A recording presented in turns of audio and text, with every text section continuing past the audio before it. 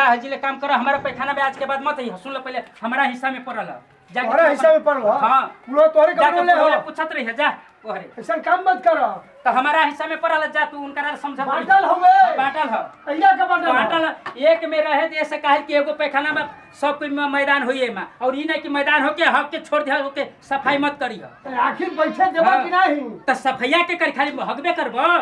तू करबा हम कर तो हम सफाई नहीं के ले कहते बता हम बैठबे करो काहे के बैठबो अरे तो बुढ़वा ने कह के बनवाबो हम जा तू कह हम काहे के बनवाबो हमारा हिस्सा में पड़ल बा बस तू हमारा में मत बैठियो बस जाके बुढ़ौले अपन बनवा पैखाना हुआ अपना हिस्सा में जाओ बुढ़ऊ हमारे में हुआ तोरे में नहीं ना हुआ दोनों जानी क्या हुआ जाके उनका समझा तोरे को बनवाई हां हम के बनवाई हां तो जा तू बनवाओ उनसे एक में कहा कि माने एगो पैखाना बा तो बैठिया जा लेकिन साफ दोनों आदमी करे जा तो हम साफ करतन तू साफे नहीं करत खाली हम ही साफ करब ए भैया हैं ए सरकार हाला के ले बढ़ जा हो का समझाओ इनके एगो पैखाना बनवाले हुआ आई बैठे नहीं खा देते मां हम के चलो बा हो आई हां फैसिलिटी झाड़ता मैदानवा के चले तोरा ननिया रा मैदान करिहा ना साफ के करिहा करो खाली साफ नहीं हो सब का करता के करला परसवा दिन साफ ना के ले के करेला ए हाउ आवत सब तहर लइका में आवत सब फट हक के भाग जत होसन पनिया के डाल थ पूछत तनी अपना लइका ले हैं अरे लइकवा ले का पूछ ए सुनो बुढ़ऊ के मिलावले वाला मत बना चलो का बुढ़ो के मिलौले पूरा बुरबक बन हो बुढ़वा के निकलता प्लांट पर जल्दी हमनी के पैखाना बनवावा लिया के चलो चलो प्लांट पे तबे फरियाई में के पैसा बात ले ला मिल जाई पैसा ले ला पैसा ले ला। आलू के सथुनी किलो से ना होई छनी करला खाली बस अब मैदान लाली ले होता बता किन के आ साफ करे लालिया के बताओ। दूसरा कोई करी हां का हो काल हो तो अब जल्दी बनवावा नहीं तो फिर तो कबार फोड़ो काहे के फरबा कपार यो सोच जा। लियो कपा भरबा हो कपा भरबा हां आई मार के हिला लाल कर दे अरे तो समझा दे समझ बाबूजी लो। ए बाबूजी इनके समझा दे पहले चल सर प्लांट पे अपना ना तो अपना हिस्सा में ओहर रहा और पैखाना बनवा लो ए मत आज प्लांट बना लाया आई दुआरी दुगो फोड़वा दो हां तो जा अपन दुआरियो फूट जाए हां फूटी हो यही में गुंजाइश बा तोहरा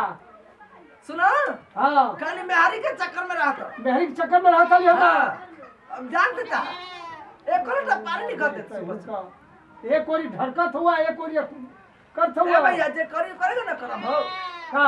नहीं कर सकते के का करिए हो का करता रहो का करता रहो धोती कुर्ता खींचिला ना कहिया देहिला ना कहिया पीछे हो कहिया पीछे हाय आदमी जुटन तो बड़ा सफाई ए भैया तू मत लड़ा हैं अब ढेर चमची मत हटा हटा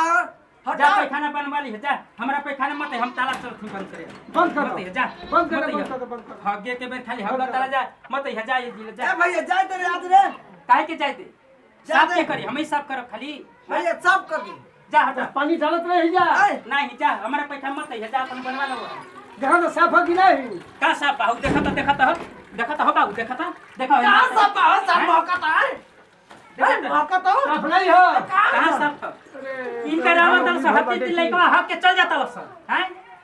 का घर से अंडर रे पास था इनका लेकर नहीं हुआ सा इनका लेके हो तो हम पानी डाली ना हो तो डाले ना। लेके के बुलाओ पूछा लेके का अपना कबो पानी डालता सब कर दिया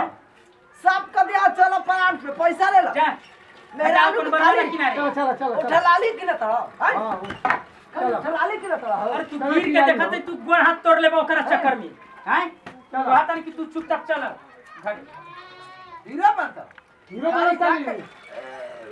हीरो गिरी करता है